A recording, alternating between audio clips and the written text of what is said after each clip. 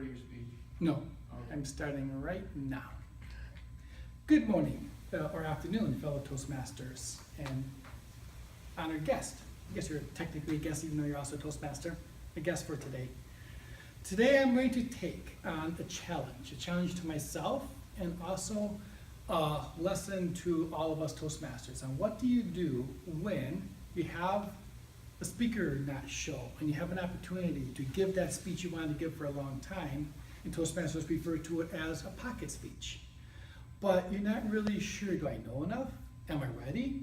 Or even if it's a speech that you already know you have to work on, and you're thinking, wow, putting together a speech, how do I put together a speech that's going to have the great intro, the body, and the conclusion that you want to pull off? And a lot of times as inexperienced speakers, we find ourselves looking for statistics to back up what we're talking about to help make us sound more intelligent. Or looking for statistics to help prove a point. And then we find the statistics, whether it's Google, other sites on the website, books, doesn't really matter where the statistics come from. Hopefully they're accurate and true. But you got the statistics and you start building a speech around these statistics. The problem is if you get too caught up in the stats or the body, the busyness of the speech, you lose the emotion that needs to go into the speech to really hit the speech home when you're done. So one of the things I found is the secret to a speech is the story that's inside the speech. We all have stories.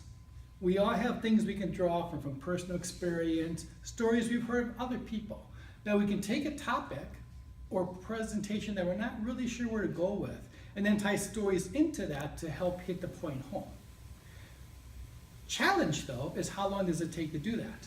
Some people spend hours, and ideally you should spend a lot of time preparing a speech for it to have a total impact. But what about the situations where you need a speaker right now and you want to give a quick presentation?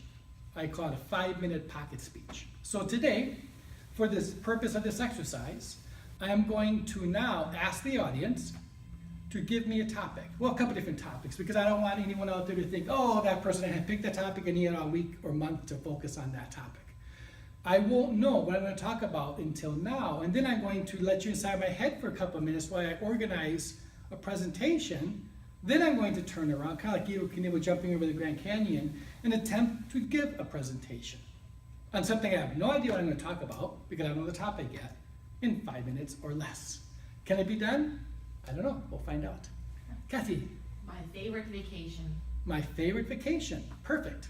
I will go with that. So, my favorite vacation.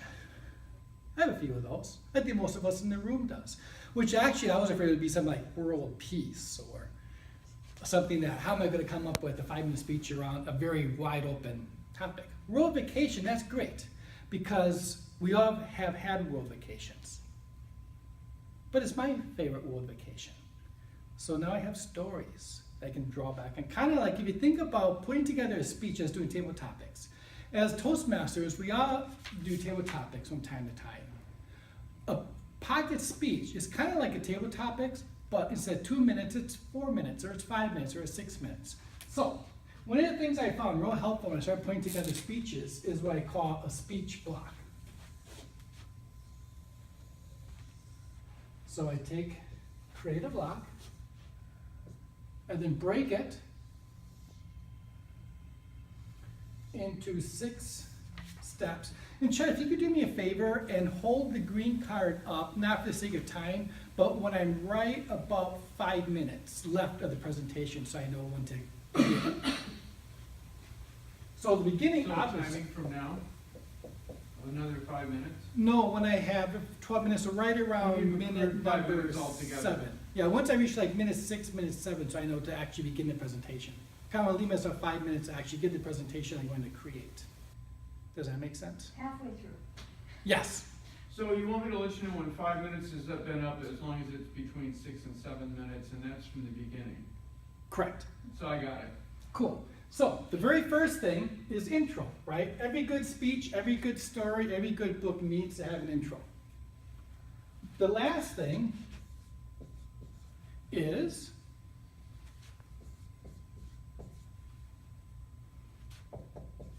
fortunately, I've been given the gift of gab when it comes to talking. I've been given the gift of editors when it comes to writing. I can't spell very well, so I use notes for those things and editors when it comes to writing. But so the most important obviously is your intro, right? What are you going to talk about? The conclusion. You want to have a conclusion that's going to ideally hit home your point. It's going to leave the audience with why they just spent 5 minutes or an hour listening to you, and hopefully with a call of action. The next step then is body. Body 1, let's say 2, 3, and 4. And somewhere in here, whoops.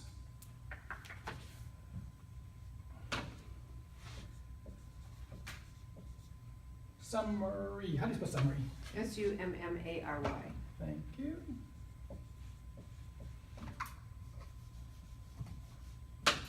S-U-M-M-A-R-Y. Summary. So, the summary, towards the end of the speech, that's where you kind of recap what you talked about. If it's factual, you might go over the facts that you gave. If it's a story, you might kind of bring the story to the end, but it's not quite the conclusion. So, intro, body, and the summary and the conclusion. So my favorite vacation, intro would be, today I'm going to share with you one of my most favorite vacations. A vacation that I've wanted to go on for a very long time. A vacation I've looked forward to going on for a very long time. And finally, the day came that I was able to take this vacation. And the vacation was, and then you go into the body. And then the conclusion might be something like, that was one of the best vacations I've had, and I feel so fortunate for the ability to do that. Kind of a weak conclusion, but that'd be one way of bringing it to the end. Or a conclusion could be something around the fact of, well, that was a great vacation, and I hope all of you out there also have the ability to experience such a great vacation in your own life. Or it could be touching on something in the vacation that was memorable. So, intro, body, body 2, body 3, body 4, and conclusion. Where are we at time-wise right now? I just flashed I know. the at you about a minute ago, so that was 7 now. So I have 5 minutes left, correct? Well, if you're Yes. counting that we have 12 minutes, Yes. Good, cool. or you're counting that All right, so I will now begin, attempt to begin. I was hoping to go a little bit more into detail, but as I go through this, you'll kind of see the process. Good morning, good afternoon, fellow Toastmasters, and most honored guests. Today, I'm going to share with you one of my most favorite vacations. It was a vacation when our kids were younger, and they wanted to go back to Taiwan and meet their grandparents. And there were a lot of things that I would say made it my favorite vacation, the anticipation behind beginning the vacation. We made it a family goal that we were going to put a budget in place, and we had to save up the money for the vacation before we took the vacation, so we wouldn't have the stress of dealing with finances when we got back from the vacation. Probably a lot of vacations I found is you take a vacation, and then after the vacation, you need a vacation to recoup from the vacation. The reason why it was my favorite vacation was when we all got back home, we were satisfied. We met our goals.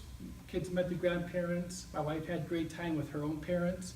I got to hang out and relax, no work, pressures of life bothering me. And it was in Taiwan, so it was great food.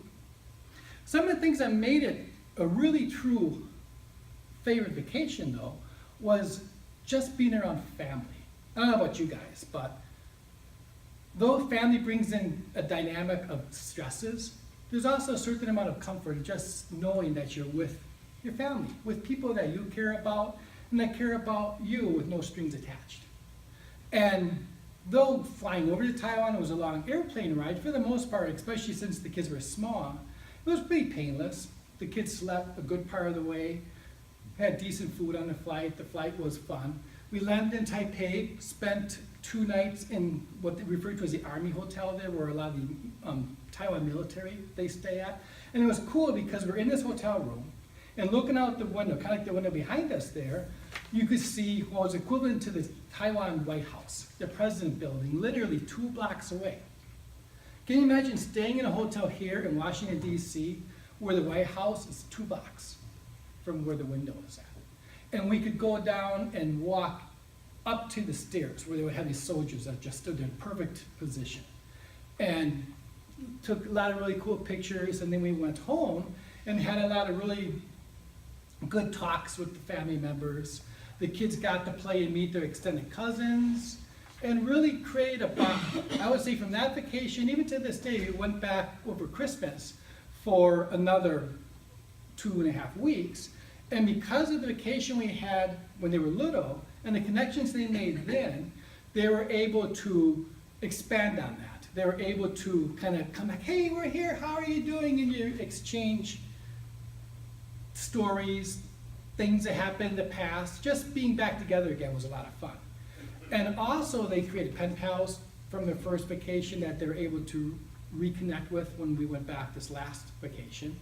But really, I'd say one of the things that made it my favorite vacation was just having the opportunity with the kids big enough to experience what was there to be seen, but yet small enough that they were still really curious and excited by the sights, excited by the food.